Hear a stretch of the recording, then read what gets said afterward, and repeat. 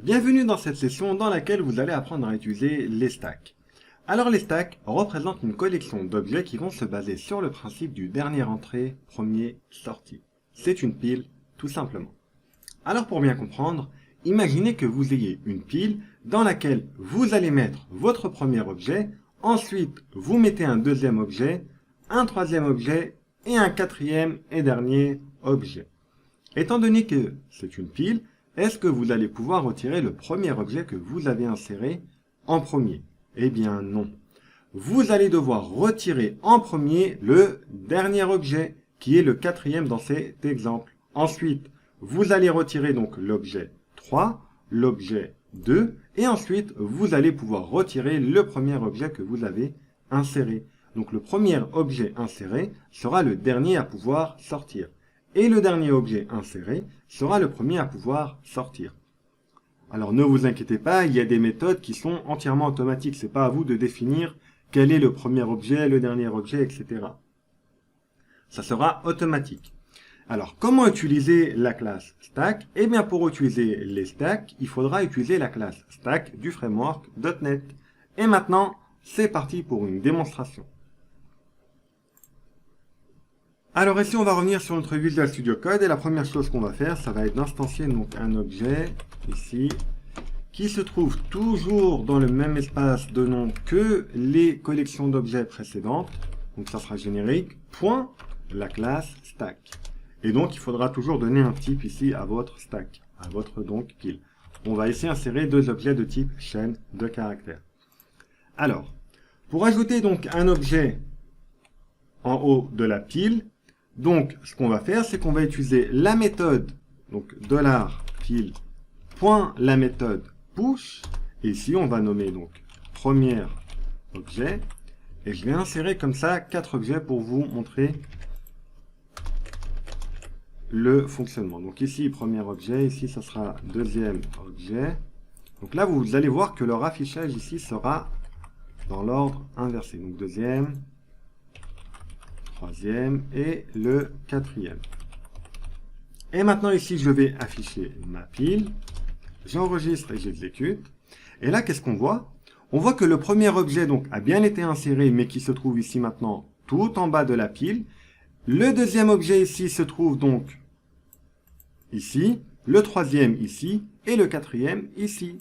Donc, le quatrième objet sera forcément le premier à pouvoir sortir. Vous ne pourrez pas sortir le premier objet ou le troisième objet avant d'avoir sorti ici le dernier objet qui aura été donc inséré. Donc ici, vous avez toujours la propriété count qui vous permet donc de savoir combien d'objets possède votre pile.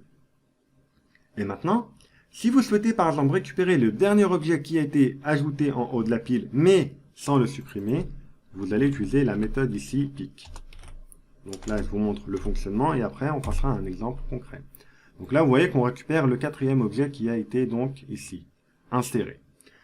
Donc, maintenant, si vous souhaitez savoir si la pile contient un objet précis, eh bien, vous allez utiliser ici la méthode contains. Donc, vous voyez qu'il y a quand même des méthodes qui sont assez similaires entre les différentes collections d'objets qu'on a parcourues. Donc ici, est-ce que notre objet ici, est-ce que notre pile contient le premier objet? On enregistre et on exécute. Là, il me renvoie ici false. Alors, pourquoi il me renvoie ici false? Voilà. Là, il me renvoie true. Pourquoi? Parce que ici, il fait la différence entre les majuscules et les minuscules. Donc, maintenant, si vous souhaitez supprimer le dernier objet qui a été ajouté et l'afficher. Donc, vous allez utiliser la méthode pop. Ça sera point, la méthode pop. Donc là, regardez ce qui va se passer. Si ici, j'exécute la sélection, vous voyez qu'il a retiré de notre pile le quatrième objet qui a été inséré. C'est donc le dernier. Si maintenant ici, j'affiche ma pile,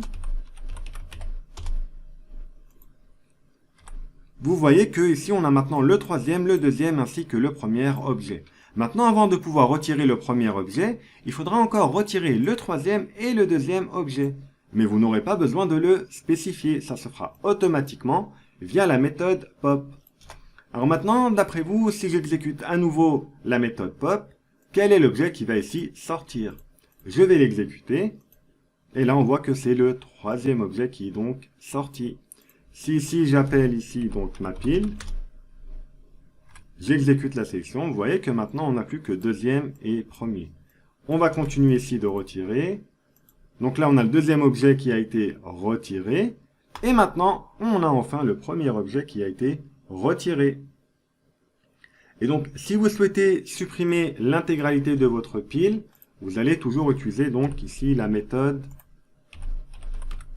.clear. Donc ça maintenant vous connaissez. Si j'appelle ici ma pile, voilà, vous voyez que si la pile a bien été donc vidée de son contenu. Alors vous avez toujours la possibilité de convertir ici cette pile en tableau indexé si besoin. Donc pour ce faire ici, donc pour rappel, les piles c'est comme les queues, on n'a pas la possibilité d'accéder aux objets en fonction de leur index. C'est une pile. Donc ici, on va créer une variable $tableau qui sera égale à $pile point la méthode toArray. Donc pour convertir cette pile. Donc en fait, ça ne va pas la convertir, hein. C'est juste que ici, on va référencer notre pile et on va la mettre ici pour qu'elle devienne donc de type tableau indexé.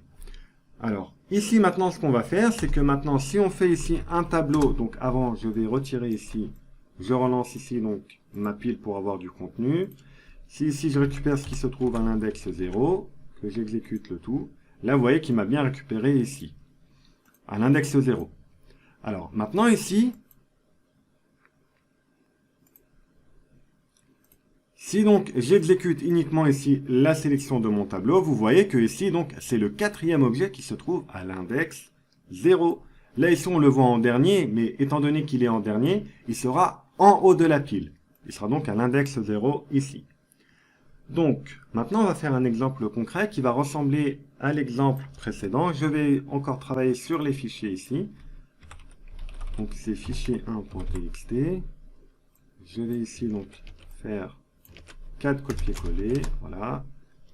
Je vais renommer ici donc fichier 2, fichier 3 et le fichier 4.